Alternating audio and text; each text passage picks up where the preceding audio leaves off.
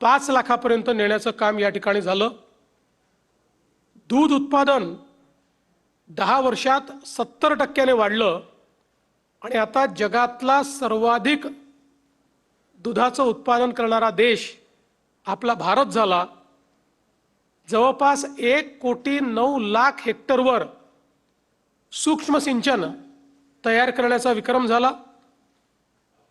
जनधन योजनेतनं 58 कोटीहून अधिक खाती निर्माण झाली, त्यात 32 कोटी महिलांची खाती आहेत आणि ॲक्टिव्ह खाती आहेत।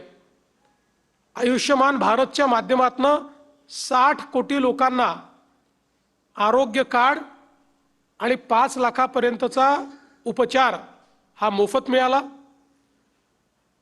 मध्यमवर्गीयांकरता प्राप्ती कराची इन्कम टॅक्सची लिमिट 2 लाखावरनं 12,75,000 पर्यंत वाढवण्यात आली। प्रधानमंत्री सुरक्षा विमा योजनेच्या अंतर्गत 58 कोटी नागरिकांना लाभ मिळाला।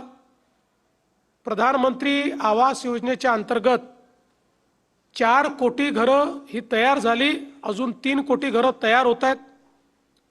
प्रधानमंत्री स्वनिधीच्या अंतर्गत 74 लाख फुटपाथ विक्रेत्यांना मदत मिळाली। विश्वकर्माच्या अंतर्गत 30 लाख कारागिरांना मदत मिळाली। आज लखपती दीदी कार्यक्रमाच्या अंतर्गत देशामध्ये महिलांचा ज्यावेळेस आपण विचार करतो त्यावेळी मोदीजींच्या नेतृत्वात 3 कोटी महिला या लखपती दीदी झाल्या आहेत। महाराष्ट्रात आपण 50 लाखापर्यंत पोहोचलो आणि आपण 1 कोटीपर्यंत जाणार आहोत आणि देशामध्ये 6 कोटी महिलांना लखपती दीदी बनवण्याचा मोदीजींचा मानस आहे। उज्ज्वला योजनेच्या अंतर्गत 11 कोटी महिलांना गॅसचं कनेक्शन मिळालं। सुकन्या समृद्धी योजनेच्या अंतर्गत 4.5 कोटी मुलींची खाते उघडून त्यात पैसे जमा करण्यात आले। जवळपास आपल्या भारताच्या सैन्यामध्ये महिलांची संख्या ही 3,000वरनं 11,000वर गेली। देशामध्ये 12 कोटी शौचालय तयार झाले। 16 कोटी घरांमध्ये शुद्ध पिण्याचं पाणी हे नेऊन महिलांना सशक्त करणे आणि महिला केंद्रित अर्थव्यवस्था करणे हे कार्य मोदीजींनी करून दाखवलं। सगळ्यात महत्त्वाचं या 10 वर्षामध्ये 12 वर्षामध्ये सुशासन आणि सुप्रशासन या 2 गोष्टी मोदीजींच्या या संपूर्ण कार्यकाळाचं एक महत्त्वाचं बलस्थान राहिलं। सरकारी योजनांचं डिजिटल मॉनिटरिंग, विविध योजनांचे लाभ थेट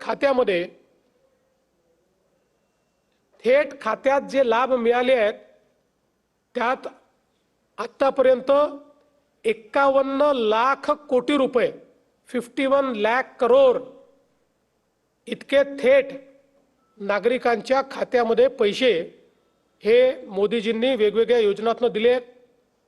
जेम पोर्टलच्या माध्यमातून खरेदीतला भ्रष्टाचार संपवला। भारत नेटच्या माध्यमातून 2,14,000 ग्रामपंचायतींपर्यंत थेट इंटरनेट कनेक्टिव्हिटी नेली। 13 नवीन एम्स हॉस्पिटल तयार केले।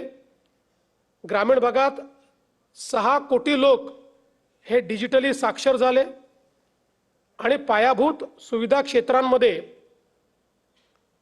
एक गुणात्मक आणि संख्यात्मक बदल करण्याचं काम हे मोदीजींनी केलं।